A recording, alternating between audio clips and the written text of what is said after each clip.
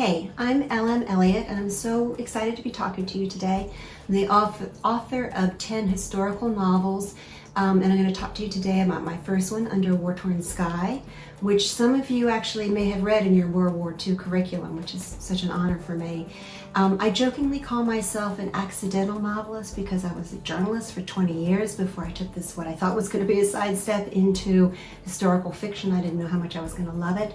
I had done a factual account of my dad's experiences as a B-24 bomber pilot during World War II. And I received so many letters that I decided to fictionalize it for you guys, for teenagers, and to research it further so that I could expand, research other flyers so that I could expand my character, who was called Henry Forrester, into being kind of an everyman for the experience of these flyers who were flying over Europe. I also wanted to really research and find out more about the Maquis, the French resistance, the ordinary French civilians who actually saved all these boys and got them home often. I should tell you, I usually say right up front that I exist.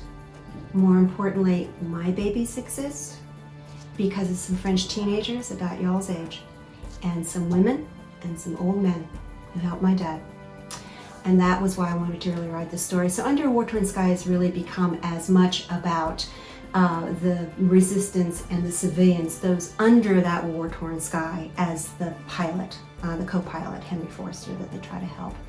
Now, when I speak in schools a lot, some of y'all may have seen me already, and I often say to you guys, how many of you love history?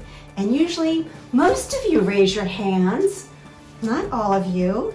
And I know that when that happens, you haven't had the experience yet of remembering that history is a human drama. I want you guys to remember that. Behind all the dates and the statistics and the treaties and the battles and the political movements that you all need to know so that you know the story of how we've come to be who we are today, that there are people like you and me, your friends. It's about us. History is our story, okay? The kinds of choices you and I make in crises or moments of challenge. Are we going to act with courage and kindness? Or might we instead be fearful and suspicious, or not act at all? These kinds of questions and these kind of anecdotes that you can find in primary documents or online, if you go to my website, lmelliot.com, you can easily go to all these amazing databases of personal anecdotes that people like BBC and PBS and different universities have culled together that are quite extraordinary, and really, really encourage you guys to do it because the stories are so moving. I would like to just give you one example, for instance, though, of how the beating heart, the lies behind these statistics that you guys do need to learn, okay, so that we're all educated about. There's a statistic that was put together after the war that of all these boys, all these British and American air crew who bailed out or fell out of the sky from these burning planes, 4,000 of them lived to go home, to raise families, have children, specifically because of the French and Dutch resistance helping them and running them through these, what they call their rat lines. But the British SOE also estimates that for each one of those 4,000 British American boys who survived, one French person died. Okay, those are numbers. That's a statistic. 1 for 1. But let's for a minute stand in the shoes of this one. Let me tell you the stories of this one. That person who made the decision to help this runaway, lost, hurt American or British boy. One of the most amazing Maquis leaders in the rat movement, these escape lines, was actually a veterinarian who was coming home from his clinic one day, rounded the corner and literally bumped into this boy who was all torn up from having parachuted out and kind of gotten snapped up in a tree. Dragging his parachute behind him, there were German patrols all around, and in this split-second decision, that man decided to help that boy. Now, you don't win the war by helping that one boy, but you save that boy's life. It was an incredible act of courage and kindness. So what I'd like to do, and that kind of happened over and over again, and you all should know, talking about a statistic, They estimate that only 4% of French civilians worked in the resistance. Far more collaborated or just looked the other way out of fear because the dangers were horrendous. But those who chose to help are truly extraordinary. So what I'd like to do is read you a chapter. That's one of my favorite chapters to read to you guys when I come to school. And you have to listen and count how many people are actually involved in helping Henry get off this train. He's being transferred from a hospital to a POW camp, and they're going to try to get him off as he goes. There are a lot more people than you would think. Okay, so 4 weeks later, Henry sat rattling on a train to Aloud. He had hurt his ankle when he came through because his parachute had holes in it. The doctor had cut off his cast the previous morning. His ankle was paper white, his calf thin, but his leg had held his weight. It was stiff but solid. They had ordered him to internment. Next to Henry sat his escort, an aging Swiss soldier, reading. He seemed to Henry to be studiously inattentive.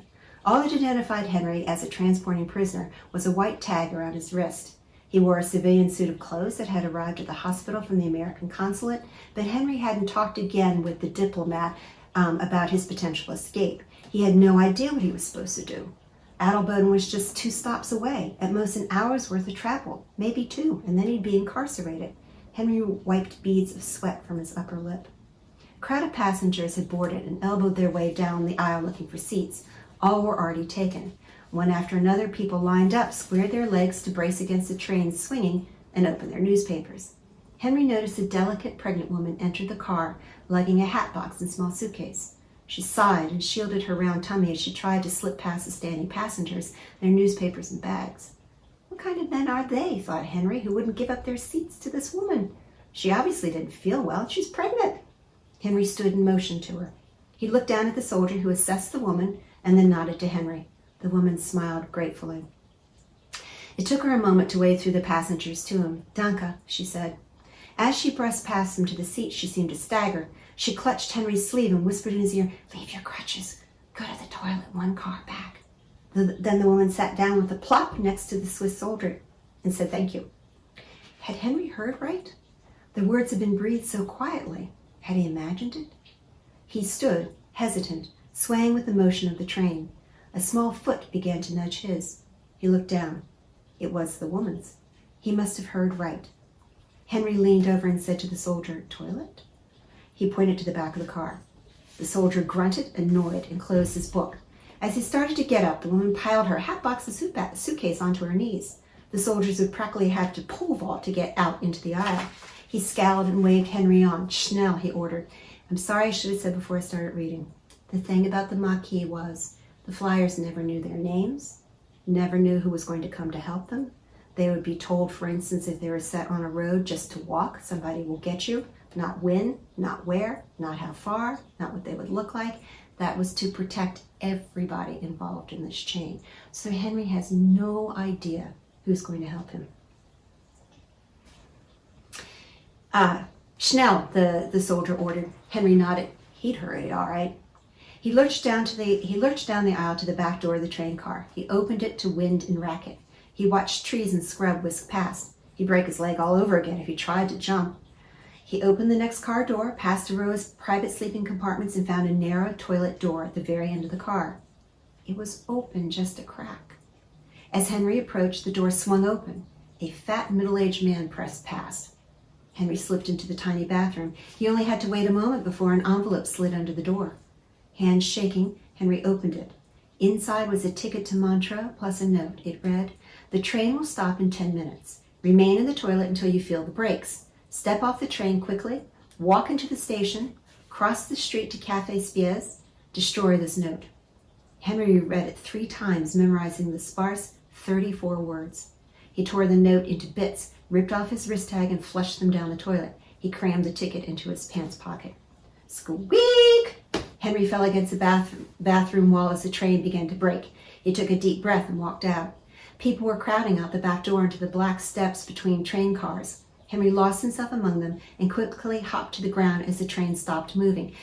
"Keep your head now, Henry," Henry said to himself. "Don't look around like you're lost. Walk like you know exactly where you're going." He spotted a pair of Swiss soldiers idly propped up by the wall. watching the push and hurry of passengers. Henry stepped beside an older couple to block himself from their view. He entered the small station through ornate doors, past rows of wooden benches, and emerged on the other side. Across the way was the cafe, its doors open to the warming spring air. Waiters were setting tables outside for lunch. Henry's heart was pounding in his head, but so far so good. He checked for traffic and jogged across the street, limping only slightly. But where to now? A waiter looked up as he smoothed out a tablecloth and fussed at Henry. "Schöne Wiederspat! Aber in Kusch, schnell!" My German's terrible, sorry. Henry had no idea what the man was saying, but he could tell it was part of some play acting. He fought the instinct to look back over his shoulder to make sure the waiter wasn't really talking to somebody else. Henry skittered into the cafe. There was a huge carved bar inside, its wooden grain carefully polished and shining. On the back wall, large beveled mirrors reflected the scene outdoors. A thick, bald man stood behind the bar. Several people sat at the scattered tables. At the sight of Henry, the bartender slammed his fist at the counter and threw up his hands and hurled a torrent of angry words in German at Henry. He came out from behind the bar to hustle Henry through swinging doors to the kitchen. Hastily, the man yanked off Henry's coat and wrapped a huge white apron around him. "Off tie," he whispered. "Up sleeves." Henry ripped off his tie and handed it to the man. He rolled up his sleeves. When the man shoved him toward a huge sink full of steaming water, Henry finally understood. He was to appear as if he were kitchen help, late arriving. He must need to blend in for a while before catching the train to Montreux. Henry nodded. He stuck his arms deep into the soapy water and began scrubbing. "No speak," was the man's final gruff instruction before disappearing. Henry could feel the eyes of two old cooks on him. He tried not to look back. Waiters began to drift in and out, pinning scraps of paper on a board and barking orders at the cook. The griddle sizzled with fat sausage. With a heart-stomping thump, the doors into the kitchen flew open and crashed against the wall. The soldiers Henry had seen at the train station entered and slowly scanned the room. His hospital escort accompanied them. Henry stared down into the soap suds and tried not to panic. Surely the old guard would recognize him. He stepped away from the sink and rubbed his face with his hands to shield it. Maybe he could slip out the back. Was there a back door? Henry bumped into one of the waiters who shoved him brusquely toward the sink and yelled at him. Henry gaped at the man. Did he really expect an answer? Henry had no idea what the guy was saying. The man shook his head and continued angrily, calling him Dummkopf, then shoved Henry's hands back into the water. Every inch of Henry screamed for him to run, to fly, but there was something about the waiter's urgency. "It's part of the ruse, Henry. Get a grip." Henry nodded shakily, trying to look as subservient and stupid as possible. He kept his hands in the water to hide their shaking. The soldiers began to circle the room. They paused by each man, waiting for the hospital escort to look him over and shake his head. "No, nein." They were getting closer, closer. Henry quivered from head to foot. "Guten Tag." The soldier stood right beside him. Henry bit his lip to keep from answering. He simply bowed his head to these army superiors and continued washing dishes as if his life depended on it, because surely it did. The waiter who had shoved Henry bellied up again to the soldiers. He pointed at Henry and unleashed another flood of abuse. "Ein idiot," the man called him. His voice was loud, agitated, dismissive. The soldiers smirked and laughed. They strolled away. Only his train escort lingered by the sink. Henry couldn't help it. He looked up and caught the old guard's eye. The guard gave him a slight nod of his head and then just walked away. "Nein, nein, nix," he said to the soldiers, holding his arms up in a shrug. So his train escort had been in on his escape all along. Relief made Henry's vision go black, speckled with dancing white dots as the soldiers left the kitchen. An arm steadied him. The bartender had appeared again with a tray full of dirty dishes. "Wash," he muttered. 1 hour. That hour felt like a day. Finally, the lunch dishes stopped appearing and the cooks took a break. Only then did the bartender reappear. He motioned Henry to follow him to the men's room. Henry was given this time an elegant double-breasted tweed suit, hat, and well-polished shoes. He was also handed a copy of Jean-Jacques Rousseau's La Nouvelle Heloise. The bartender opened the book to page 100. False identity papers were tucked between the pages. Henry was to be Gaston Seibert, a student of the University of Geneva. A girl awaited Henry in the cafe. When she smiled, Henry recognized her as the pregnant woman. No longer pregnant. She too was clad now in a sophisticated suit. Viens, chérie, she continued in French, something about saying goodbye. She slipped her arm through his and sauntered toward the train station. As a bus blew by on the corner, belching smoke and backfiring, she whispered in English, "Board the train. Stay on the aisle where you can move if you need to. You will be met in Montreux. Once there, make sure the book is visible." The very same guards who had searched the cafe loitered by the awaiting train. Now the girl spoke to Henry in German, something about his journey. They reached the platform. As he pulled out his ticket with shaky hands to show the conductor, the girl embraced him passionately. Her lips caught his for an insistent kiss. And then just as abruptly, she shoved him away and slapped him playfully with her white glove, saying, "Ach, geheim." She turned to walk toward the soldiers who had begun to approach Henry. He hurried up the steps, past the inspection of the conductor, and threw himself into a seat just as the train began to roll away from the station. Through a window, he could see the girl laughing and talking with the soldiers. Henry felt breathless from the secretive whirlwind of the day's events, the multitude of unannounced players. He'd been handled, just like a hot potato. He was a package no one wanted to be caught holding. Now, that girl, by the way, is based on a real-life young woman whose code name was Mishu, and she is credited with saving the lives of 150 aircrew members by play acting like that, being able to speak multiple languages, incredible courage. Now, how many did you count? I will tell you, there's a Swiss escort, right? There's a unpregnant girl. There's the man in the toilet. There, the outside waiter as he comes to the cafe, the bartender, 2 cooks, a couple other errant waiters, but I count 8. Thank you for listening. I hope you will read Under a War-Torn Sky, or if you're interested in World War II, which is a phenomenal time period for us, the greatest generation, they truly were, please go visit my website. Thank you.